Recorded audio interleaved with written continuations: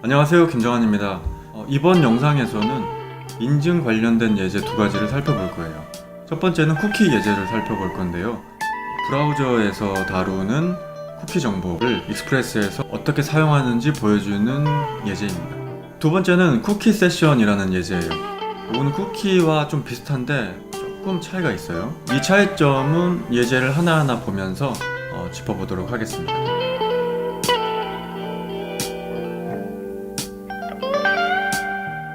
먼저 쿠키 예제부터 살펴보도록 하겠습니다. 이그젠플스 폴더의 쿠키스 폴더로 가면 index.js 파일이 하나 있네요. 여기서부터 읽어보도록 하겠습니다. 먼저 익스프레스 모듈을 가져왔고요. 객체를 만들어서 앱 변수에 할당을 했습니다. 그리고 로깅을 위해서 모르간 미들웨어를 가져왔어요. 그리고 여기서 처음 나타난 것이 쿠키 파서라는 모듈을 가져왔어요. 요거는 쿠키를 파싱하는 미들웨어예요. 우리 요청 정보에 보면 헤더에 쿠키라는 키의 값이 들어있는데 그것을 파싱하는 익스프레스 미들웨어입니다. 그리고 모르간 로고를 미들웨어로 추가했는데 이전까지는 미리 세팅되어 있는 포맷을 사용했어요. 근데 여기서는 커스텀 포맷을 사용했습니다.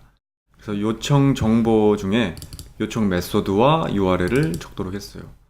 예를 들면 get 슬래시 이런 식으로 나오겠죠. 그리고 나서 쿠키를 파싱하는 쿠키 파서 미들웨어를 추가했습니다.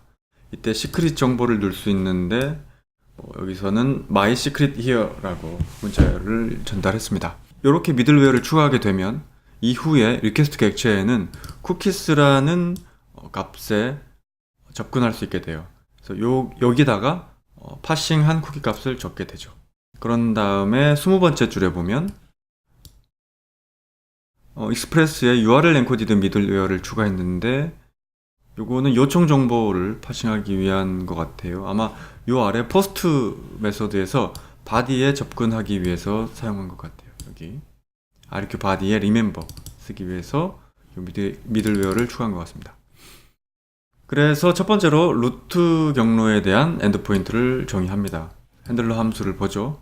우리가 쿠키 파서 미들웨어를 추가했기 때문에 리퀘스트 객체의 쿠키 정보에 접근할 수 있어요. 그래서 만약에 이 정보에 remember 값이 있으면 이러한 HTML 문서를 전달하도록 했어요.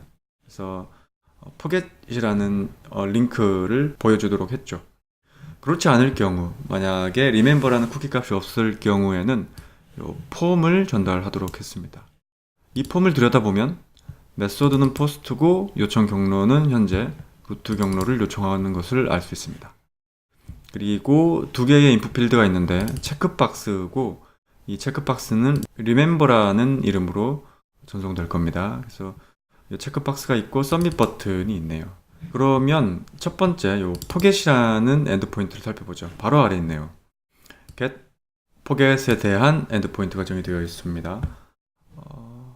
핸들러 로직을 보면 리스판스에 클리어 쿠키라고 해서 쿠키의 리멤버 키를 삭제합니다. 요 클리어 쿠키도 쿠키 파서 미들웨어를 추가했기 때문에 생긴 것 같아요. 그리고 나서 백을 하면 다시 요 루트 경로로 이동을 하겠죠. 그리고 폼을 전송했을 때 실행하는 포스트 루트 경로에 대한 엔드포인트를 보죠. 37번째 줄이에요. 요거는 1분을 나타내는 것 같아요. 왜냐면 밀리세컨드 단위로 해서 60초니까 1분이겠죠. 만약에 리퀘스트의 바디에 remember가 세팅되어 있다면, 즉 체크박스를 했다면 쿠키 값을 세팅합니다. 리스판스에 쿠키라는 함수를 실행하죠. 그래서 remember 키에 1이라는 값을 할당하고 이 max age, 즉 쿠키의 유효 시간을 1분으로 설정합니다. 그리고 나서 백하죠. 백하게 되면 다시 요 get 루트로 가게 됐죠. 그렇게 되면 다시 리퀘스트의 쿠키 값의 remember가 1로 설정되어 있기 때문에 아마 요 문자열이 출력이 될 것입니다. 그리고 서버를 리슨하고 있네요. 한번 서버를 돌려서 확인해 보죠. 3000번 포트에 리스닝 하고 있고요. 브라우저를 열어서 확인하면 이러한 폼이 나오죠. 그래서 그냥 서밋을 해볼게요. 그냥 서밋을 하면 이게 나오죠. 만약에 체크를 하고 서밋을 해보죠. 그러면 이 문자열이 나갔습니다. 쿠키 값이 제대로 들어가 있는지 확인해 볼까요? 개발자 툴의 이 어플리케이션 탭으로 갑니다. 그리고 나서 이 쿠키 메뉴에 현재 도메인을 클릭하면 remember 1이라고 되어 있죠. 네, 쿠키 값이 세팅되어 있는 걸 확인할 수 있어요. 이 쿠키는 브라우저에 저장되는 파일 형태이기 때문에 브라우저를 종료해도 저 값은 유지될 거예요. 종료하고 다시 접속하면 이 remember 쿠키 값을 인식해서 이 페이지가 렌더링 될 겁니다. 한번 해보죠.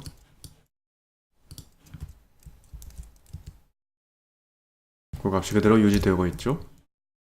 네, 개발자 툴로 보더라도 remember가 1로 유지되어 있습니다. 이번엔 세션 예제를 한번 볼까요?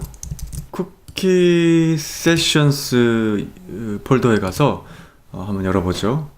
인덱스를 열면 쿠키 세션이라는 외부 모듈을 가져왔어요. 잠깐 쿠키 세션 페이지로 돌아가서 확인해보죠. 네, npm의 쿠키 세션 페이지에 왔습니다. 쿠키 기반의 세션 미들웨어라고 해요.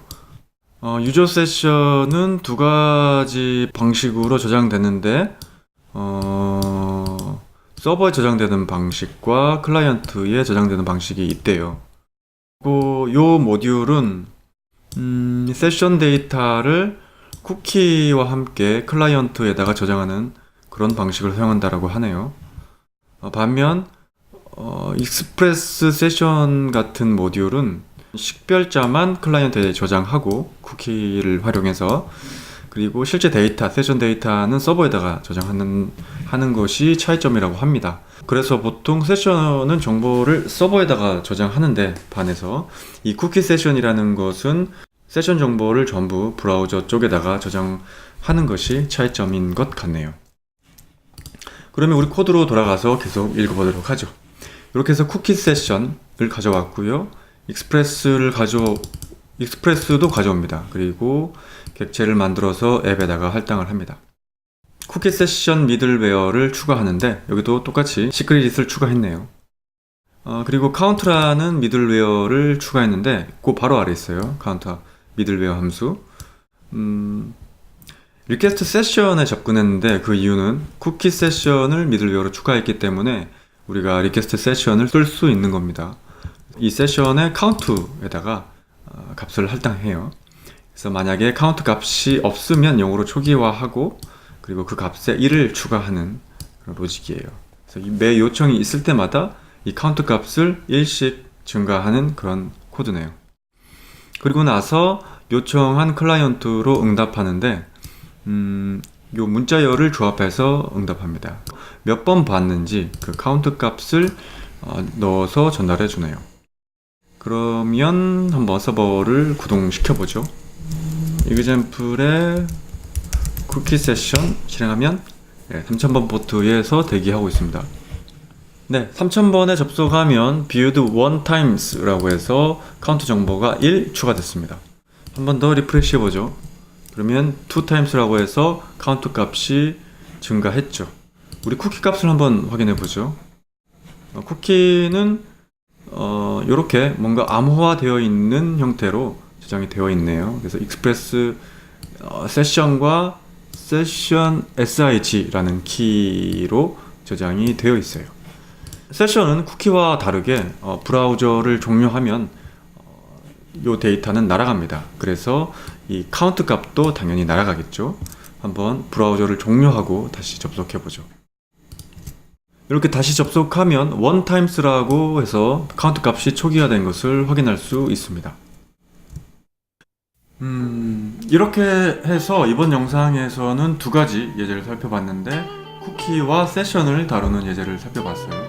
쿠키는 브라우저에 저장되는 파일 형태의 데이터입니다.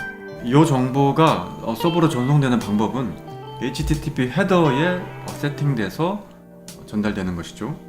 이 쿠키는 파일 형태로 되어 있기 때문에 브라우저가 종료해도 계속 유지됩니다.